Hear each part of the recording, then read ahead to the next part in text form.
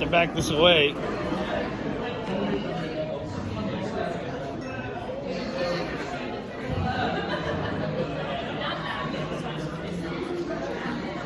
Have a seat in the chair, cowboy. Right here. Yeah.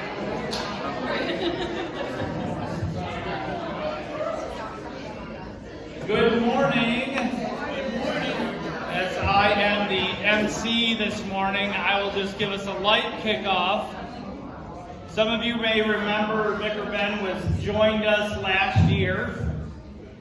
And most of you were not here this opening week. Do you anyone know why you weren't here? Because you all were trapped in your homes with COVID.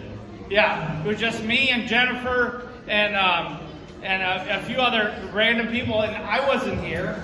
Vicar started his first 2 weeks. I had COVID. So I was in bed, and I assigned him to the man I'm going to introduce first, who just put a donut in his mouth. I said, John Thompson, could you watch over the new vicar while I'm laying in bed, sick, trying to die? And so I'll let John begin, just like vicarage began, without me.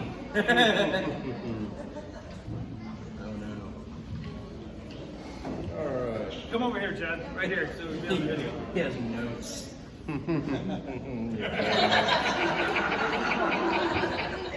All right. So yes, I had to pick up Pastor slack, and met Vicar with my family. I guess his first meal here with the family at Lake Houston Brewery, or the Cedars, some may know it,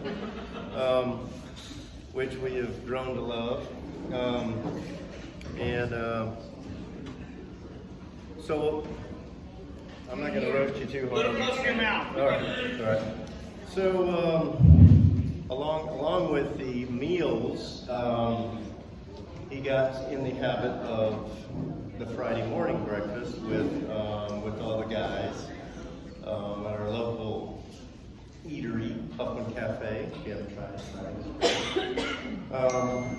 so you're going to have to find your own cafe when you get back, all right? And continue on the meals. A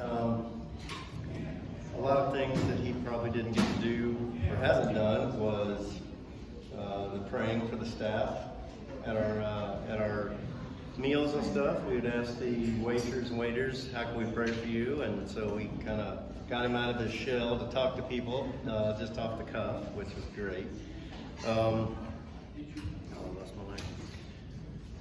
Also, he has learned how to be a buyer at a chicken auction. Olivia did chickens at the FFA, and Vicar Ben, and I think Jen was there. Were you there? No? It was just him and Pastor. So Jen wasn't in the picture. So yes, and that's another awesome thing, that you found your bride on this trip. And I know you're going to remember all the swimming and hot tub nights with my kids, pestering you. Yes.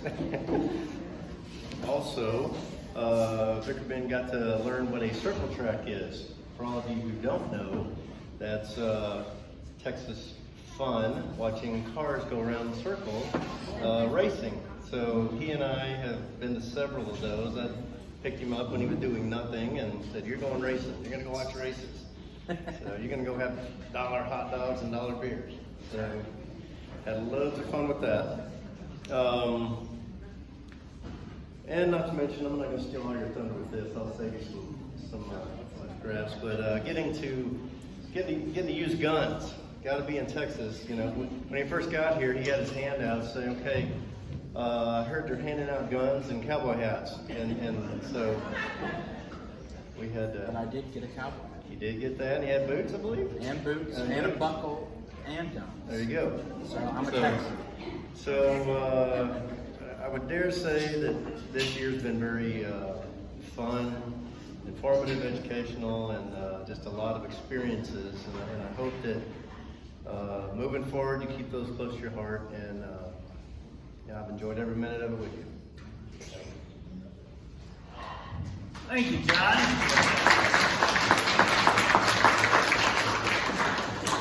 And just so you know, the floor is open to anyone. Anyone foolish enough to come forward is welcome to tell us about your experience with the Vicar this year.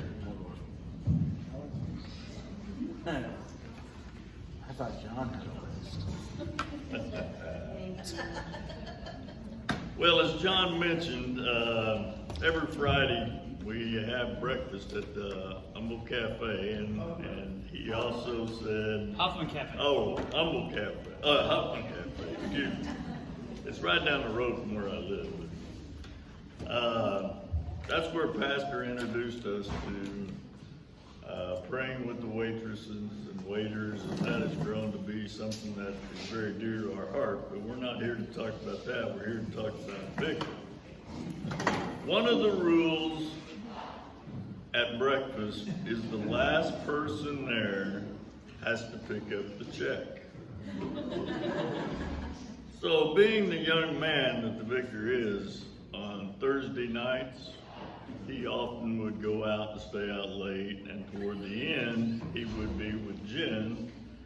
And so on Friday mornings, those are his days off, he often would sleep in.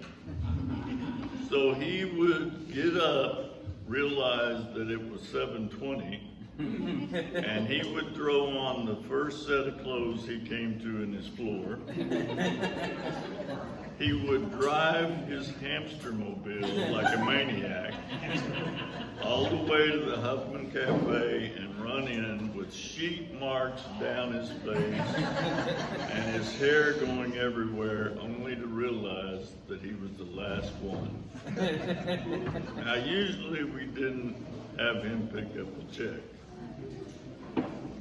This didn't only happen once or twice, but several times. One Thursday afternoon, he decided to go get a haircut. And on Friday morning, he just happened to wake up late that morning. And again, he shows up in the clothes that he slept in, the sheet marks all down his face. And he runs in, and he's got this new hair. And for those that follow Astros baseball, you all know what Yuli Gurriel looks like. Now, I don't know that this hairdo is a millennial thing or if Vicar was trying to emulate Yuli, but his pineapple hairdo was standing straight up on his head with the sheet marks and his wrinkled clothes. And this time, we forced him to pick up the tab. We are thankful to God that on Sunday mornings, he is combed and groomed for his pastoral duties. We love you, Vicar. Take care.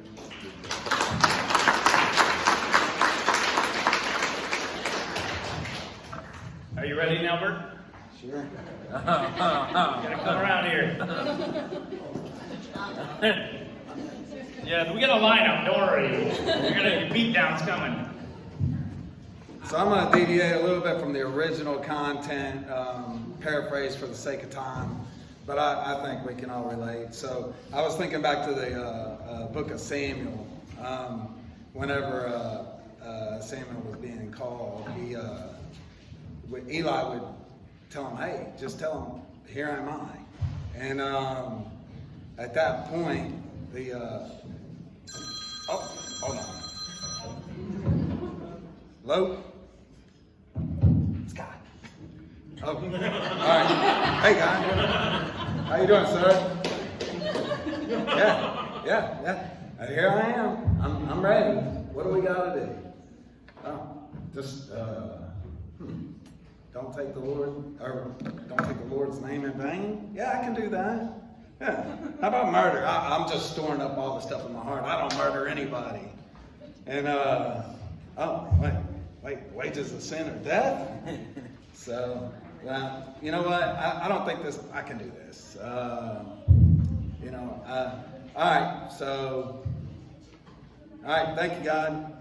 Then he proceeds to let us know that we can't live up those expectations. So he's going to ghost God, not answer the call.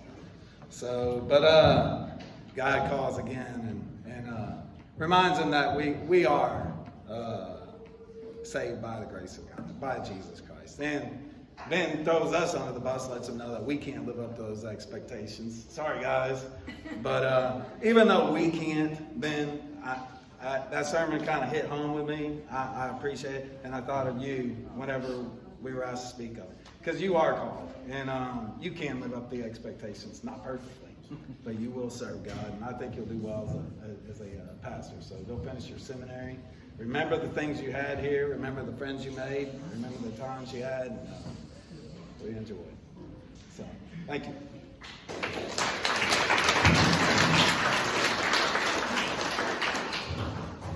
We have another elder, Nathan. You ready? Sure. Just watch this be the most brutal one, too. Oh, no. No, it's still coming. Don't worry. All right, give me a second. So, I wanted to talk about. So it's been a. Can you hear me? Yep. It's been a blessing having you here, Ben, and you've seen the good, bad, and the ugly, which has been super. And so lots of good lessons from that. The lesson I was going to pull up was the Great Commission. And in the words of Jesus, our Savior, go into all the world and proclaim the gospel to the whole creation. Whoever believes and is baptized will be saved, but whoever does not believe will be condemned. And these signs will accompany those who believe. In my name they will cast out demons, they will speak in new tongues, they will pick up serpents with their hands. And if they drink any deadly poison, it will not hurt them. They will lay their hands on the sick and they will recover. So I think you've checked off a few of those. The one that stood out to me, though, was when Pastor and his family were going out to catch rattlesnakes and milk them for anti-venom. And the picture I remember was Pastor and his kids down there in the holes pulling out rattlesnakes, and Vicar Ben in the Jeep taking pictures. Yeah. So still a little ways to go on that one. Yeah. But you've been super, and you've been a blessing to us all, and I have every confidence that your ministry is going to touch a lot of people and bring a lot of sheep to the flock.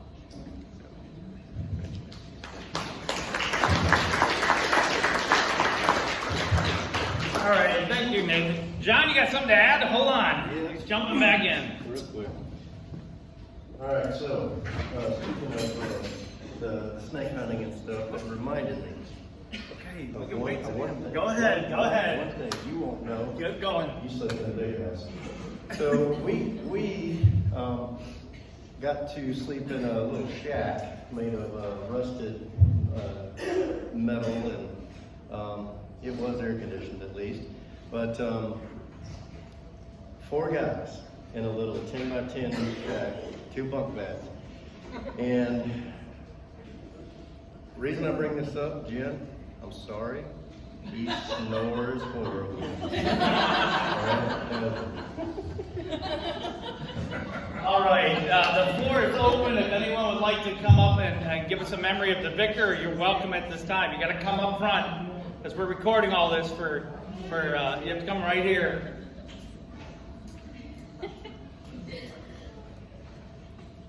Okay, I'm Lisa. I'm fairly new. I'm taking over Stacy's position. And I only got here for the end of Ben's vicarage, so I probably got the better part.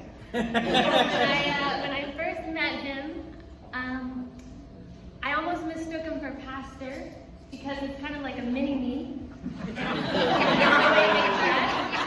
then I realized, oh, he's a calmer mini-me version of our hyper ready to go pastor. And and he's been a pleasure to work with. Very kind gentleman, and the first thing he said to me to kind of introduce himself was, well, my girlfriend always says I'm like a 40-year-old trapped in a 30-year-old's body. And I was like, I heard 30-year-old, but he said 25, and I was like, wait a minute, you're 25? I agree with her. He's got an old soul, and you've been a great example to my boys.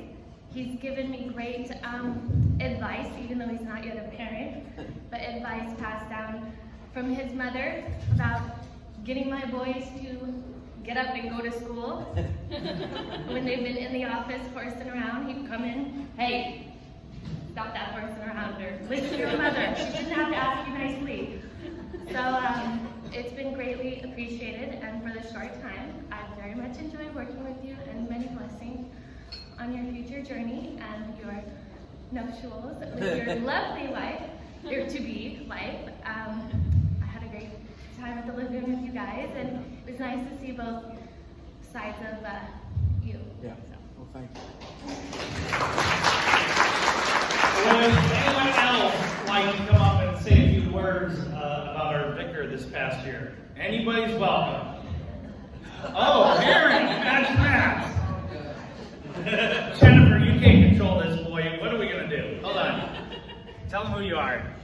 Hi everyone, if you don't know me, my name is Aaron Corcoran. I am the son to Sean Corcoran. I don't know where he is currently, but I'm also the son to Jennifer Corcoran. She is in that category.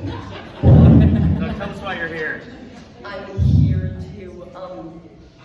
I'm here to talk about all this stuff about Vicar that I know him for. How do you know the vicar other than you come to church? Tell them. Confirmation. Okay, and give us an experience you had in confirmation. Well, my favorite memory of Vicar is during the last day of confirmation, we had a game night, and I remember on my other team that Hannah was in, Vicar was helping them. And I remember Jonathan and Vicar going up, and I believe Jonathan won of whatever question that we gave him I remember it was with a worm. It was with a worm. Yes. I don't know what, yeah. So the student beat the vicar. Yes. Okay. Thanks, Aaron. Thanks, Aaron. Anyone else want to get up and give us a word? Oh, come on up, Ryan.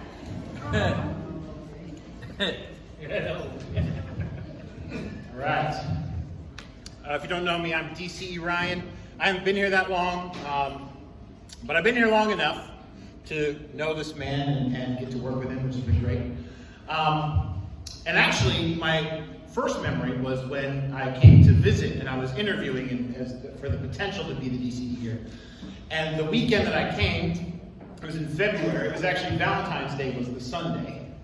And this is the first time I'd ever been to a worship service here. So I was hearing the music for the first time and seeing how you guys do things here. It was all really great. But it being Valentine's Day, I couldn't help but wonder, they gave the vicar the Valentine's Day sermon. You know, as of that, yeah, he wasn't engaged yet, not married, no long-term huge relationship experience, and he's preaching up there about relationships on Valentine's Day. And I'm sitting here going, really? I don't know about that. No, actually, I'm joking. But I just wanted to say it's been really fun working with you. I've really enjoyed sitting, in the office across the hallway from you, kind of shouting memes at each other through the hallway. And so one thing I wanted to encourage you with as you go to something that Jesus encouraged us to do, and we're encouraged to do in the Bible, is to always be honest with your answers and your commitments. And so I need you to let your yeses be yes and your no's be no. It's a little bit of an inside joke, but I'll miss you, buddy. Thank you so much for all.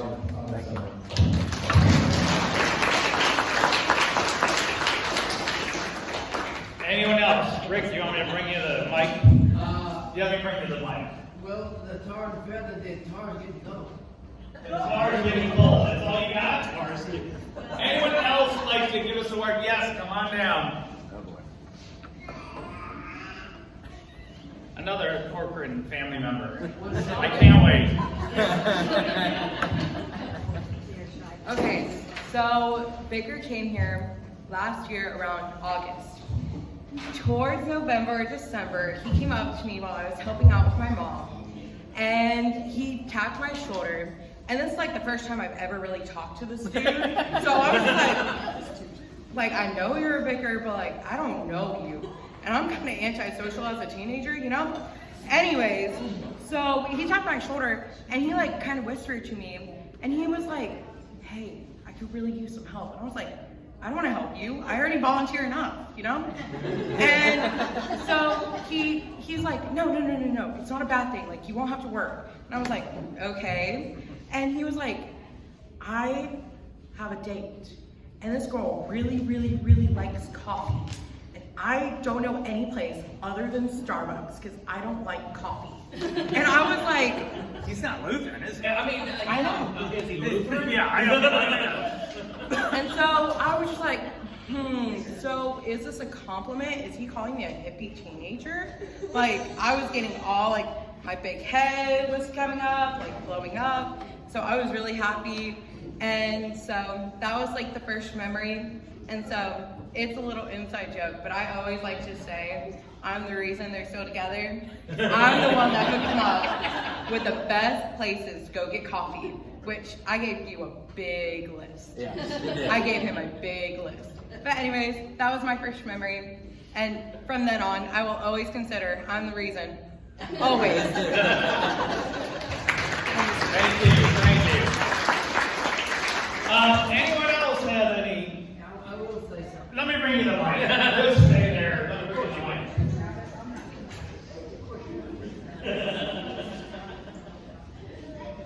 You know, most of us probably didn't even know what a vicar was.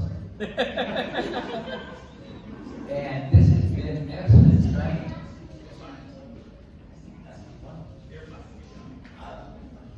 It's been excellent training for us as a congregation to what to do. And so I understand that we may have some more coming, and we'll know what to do. I know it's my first congregation as a vicar in all these years. So we thank you. Where's the pastor? Right here. We thank you for getting this up and your energy to, I think you know that we need one. Yeah, I like it. Yeah. And it's good for our congregation. And I can't wait to see more vicars. And but he's been great, and we love you. And you have a good pastor. All right, that's it. Anyone else? The wire keeps disconnecting. Okay. Oh, Lisa. That's why the wire's not working. No, you have to come over here. Okay. Because we got it on film. Oh. So, many of you know that I have worked in the office on and off during bits of COVID, right? Christmas time came along, and I am frantically working because Stacy had COVID. And we ditched the children's service the day of Christmas Eve. So he had to prepare Christmas Eve service, which was our 6 o'clock service. I'm frantically trying to put slides together and put a bulletin together so that it's out by 5:30. And I had not even thought about 10 o'clock service yet. So working all day Christmas Eve. And this young man comes to the doorway of Stacy's office and asked me this question. If I were to get roses, where would I go? Okay, let me take a sidebar here. Now, he's standing at the doorway, and I'm thinking to myself, is Tony getting me roses? Why is Tony asking the vicar where to get roses? Was my first thought. My second thought is, are we paying him enough to buy roses for me? Second thought. Third thought, why is he buying me roses? Fourth thought, let's keep going. Fourth thought, why does he want to buy roses here and mail them to his mom? So, like, all these thoughts are going through my brain, and I'm trying to focus on Christmas, roses? No! What? Okay, back it up then. Why are you buying roses? Well, I need a florist to get roses. Do you remember this conversation? And like the hesitant and very confused look on my face. So, fast forward about a week is when he decided to take Jen out and move his relationship to the next level. That was on New Year's night.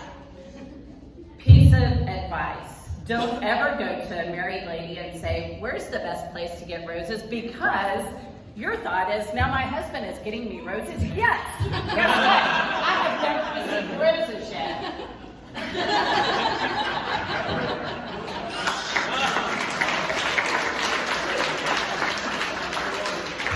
Well, I didn't see that one coming. Vicar, when you're done here, go get me some roses this afternoon for my wife, because you know where they're at. Wow. Okay, kids, you guys, I was asked, there might be a moment you wanted to come up here. Kids or anyone, if you'd like to bring the vicar a gift, just say a word of thanks, a very quick word, you're welcome to do that at this time. Come up here, the little vicarettes. Vicarettes. Yeah, it's all not right. Okay, so my mom had an idea of maybe helping for the vicar in his last day here. And, well, we did pretty good on it, and okay.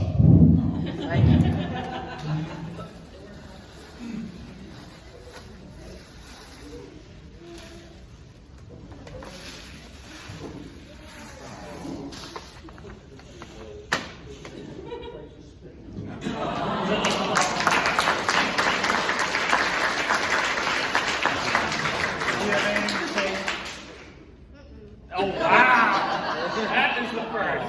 Anyone else have a gift or something you'd like to give Vicar Ben?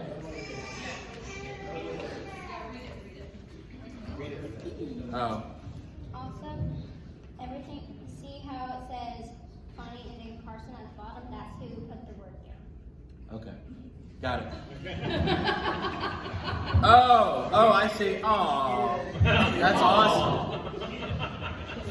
Good. What you guys don't know, I'll go ahead and read it because you'll never see it again. There's like words of how they describe the vicar on here, so if you get a chance to come by and look, it says like sharp dressed, Kaden put, the bomb, Olivia put, young, Con put, that's not going to last. Abby put that he's fun, and Girl Scout cookie lover, that, I wonder who said that. And we all know who said that. It has the best name by Benjamin, of course. So I don't know if you guys know, or I make a lot of the cups that you see around and that, the Lamb of God cups and that. Well, when Vicar Ben came, I made him a Vicar Ben cup. It was black and gold and very nice, and it was, told to be made that way by Pastor. So then when Ryan came, he got a cup as well. But I got to choose it, and I made it green, which was his favorite color, and I made it swirly. Well, let me tell you, all I heard was whining and whining and whining. I didn't get a swirly cup. I want a swirly cup. How come I didn't get a swirly cup? And this wasn't just one day, this was several days I heard this. So, Vicar Ben, I have a little gift for you, and it's also maybe about a year early. Go ahead, Mom.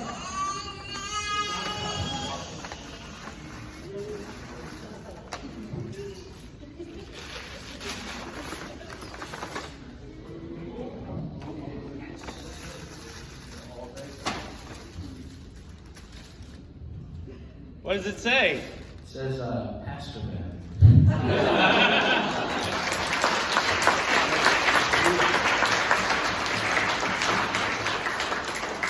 And it's gorgeous.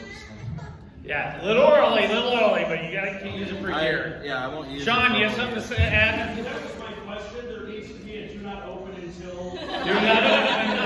Do not use for a year. Any other comments or things, or someone want to say anything about our vicar here?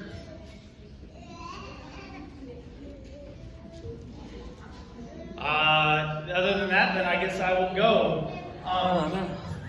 Okay. Well, Ben, it's been an awesome year.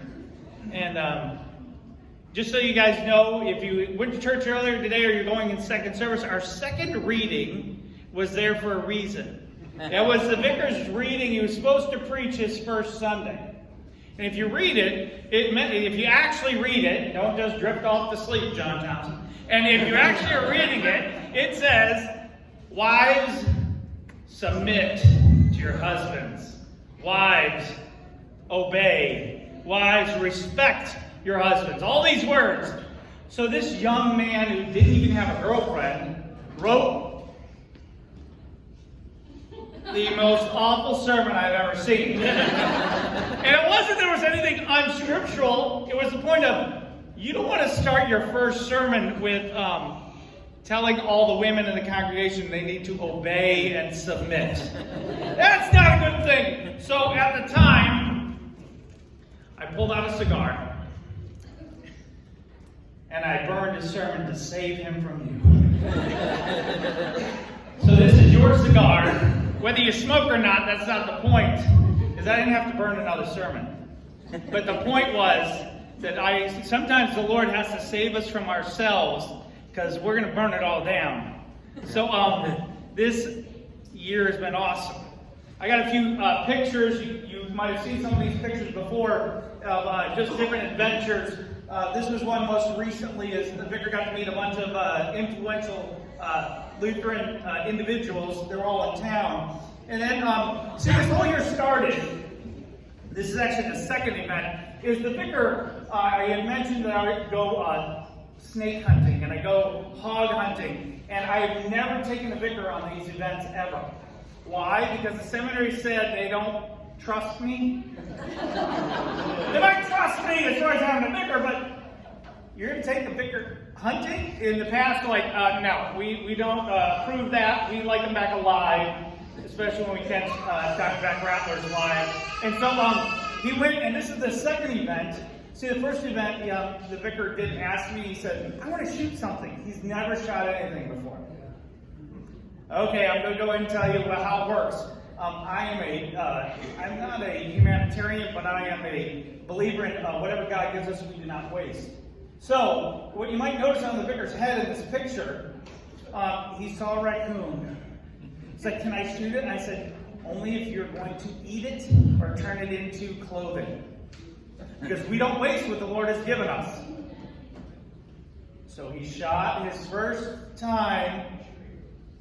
That night, everybody who went ate a raccoon backstrap. It's good with yams. No, it's not good with yams. It's nasty.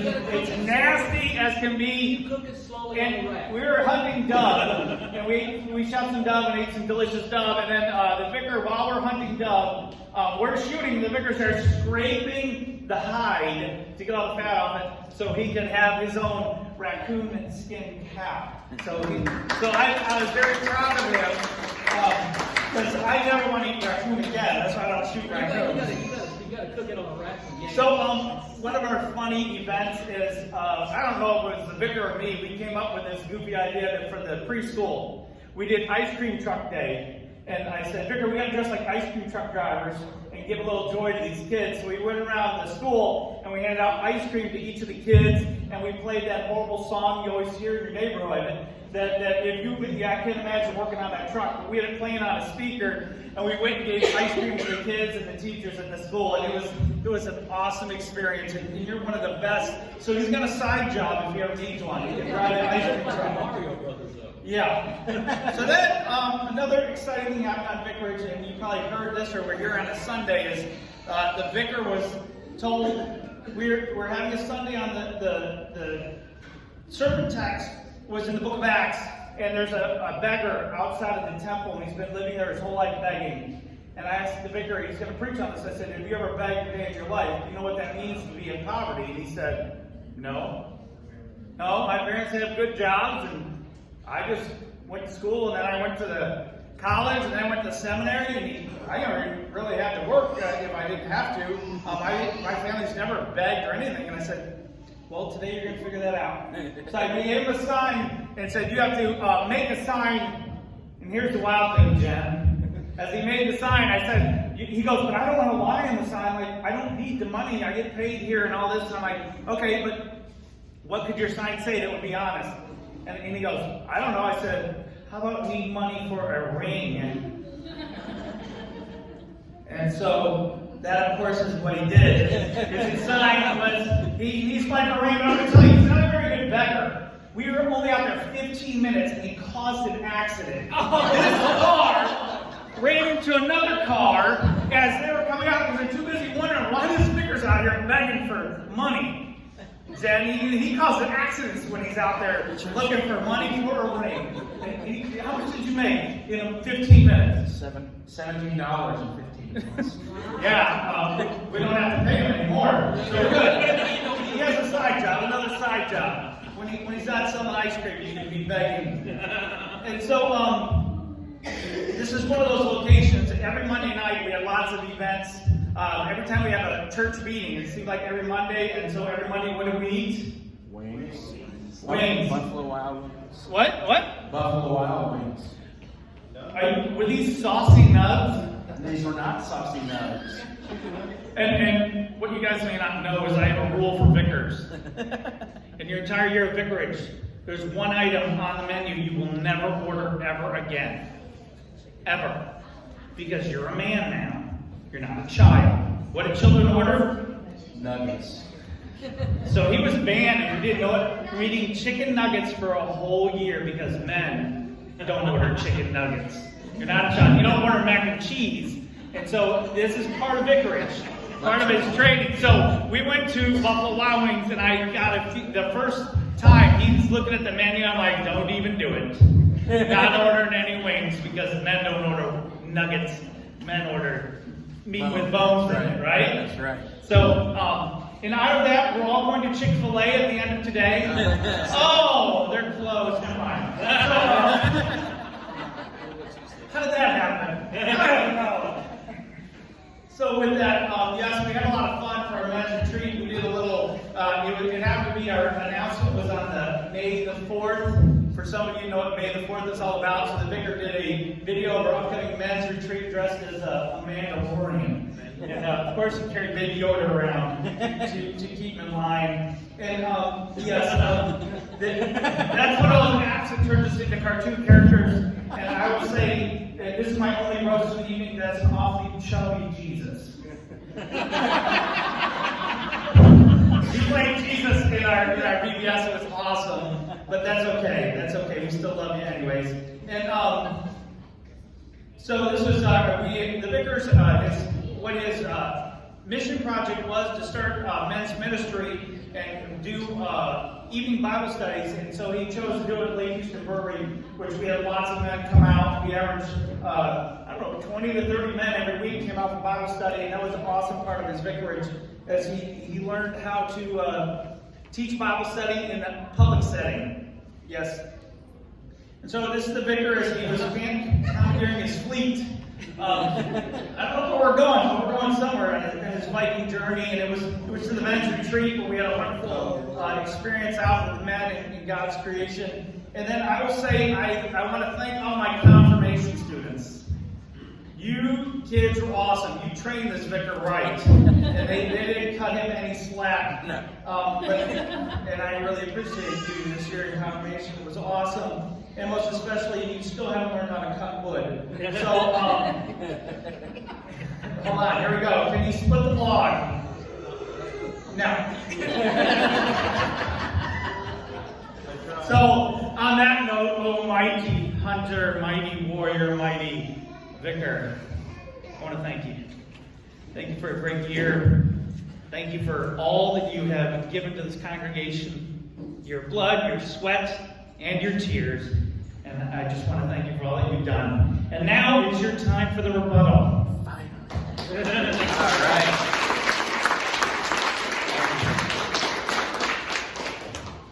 So, as Pastor mentioned earlier, how when I first arrived, pretty much everyone had COVID. Everyone was locked in their houses. Well, I'm getting to that, John. John's over there saying, not everyone. And the funny thing is, because Pastor was in quarantine, so, it's funny because as a vicar, you're supposed to kind of meet your supervisor right away, the guy you're going to be working a year with. And so it's actually kind of funny because I'll step back and I'll get to John in a second. With Pastor, I had no idea where I was going. I was sitting watching the call day service, having a beer, like, where am I going to go for, a year of my life? And they said, Humble, Texas. And I was like, Humble? Where's Humble, Texas? And I found, I'm like, oh, that's right outside Houston. And I get a text from Pastor over Facebook.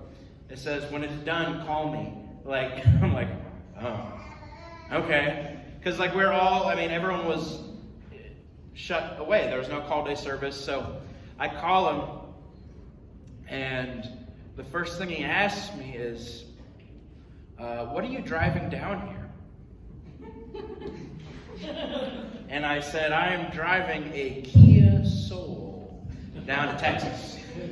To which Pastor's response is, you're driving a foreign car down to Texas. And I said, yes, sir.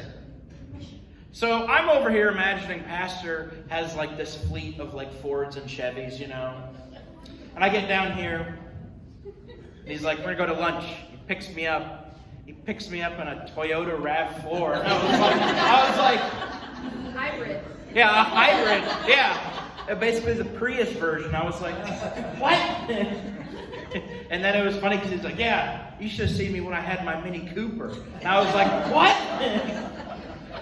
And so that was the funny thing is I was, thinking, oh, he's a Texan. And I'm like, no, he's not. He's a Buckeye at heart. But I get down here, and, he and his family are quarantined because he has COVID. And he calls John Thompson. He says, John, I need you to go over and say hi to the vicar. You're the only one here who's not sick. And I hear a knock on my apartment. I'm slowly getting things moved around, and I was sitting by myself I can't go outside, so I'll just sit here. And I hear a knock on the door, and lo and behold, it's the head elder, John Thompson. And in his wonderful, normal workday attire, his John Thompsons, which are his flip-flops and jean shorts, he goes, I'm John Thompson, I'm the head elder, the Lamb of God. I said, oh, come on in. And he said, do you like that beer that was in your fridge? I got that for you. And I said, I think we're going to be good friends, John. And what? What brand was it? I don't know. And the thing I have for Bob to say is, I don't know how many of you know this, but there's a movie out. There's a movie called Stillwater. And it is about this man's life right here. They changed the name in the movie to Bill Baker. But, it's a younger version of Bob. So we're all going to go see it. Because it's Matt Damon. He has a goatee and he has the hat. And he's also from Oklahoma. And Bob, did you work on the Stillwater oil rig at all? Oh, yeah. Yes. So we are all going to go see Bob Baker's new movie out. So They didn't consult Bob. They just made it. yeah. But I want to thank everyone here. I had no idea what this year would be like, especially with COVID. I wasn't sure if it was all going to be a online vicarage. And then I heard I was going to Texas. I'm like, oh, okay, yeah, they're going to just be walking around. but I truly want to thank you all. Not knowing anyone, not even having met your supervisor in person, just talking over the phone, and leaving 20 some hours to go to a completely different state is, it's kind of like, what's going to happen? And I can truly say, I've made a family down here, and I want to thank you all for everything that you've done. You've blessed me with the advice I've been given, the things I've gotten to see, and I've gotten to be a part of your lives, and I'll never forget it. So, thank you all very much.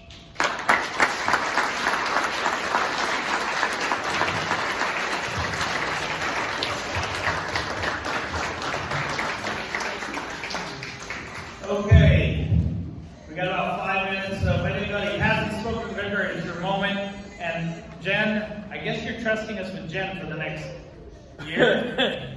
Yeah. He's not taking Jen with him. They're just engaged. They're not married yet. So, Jen, you're welcome any and every Sunday.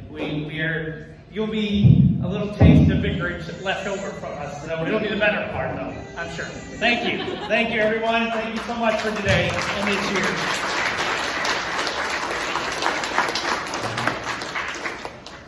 Go to church. So bad. Family visits each other. We'll see. I have studying to do. Thank you. Hello, how are you? Yeah. I'll remember. First time I met you. Don't take advice from a color.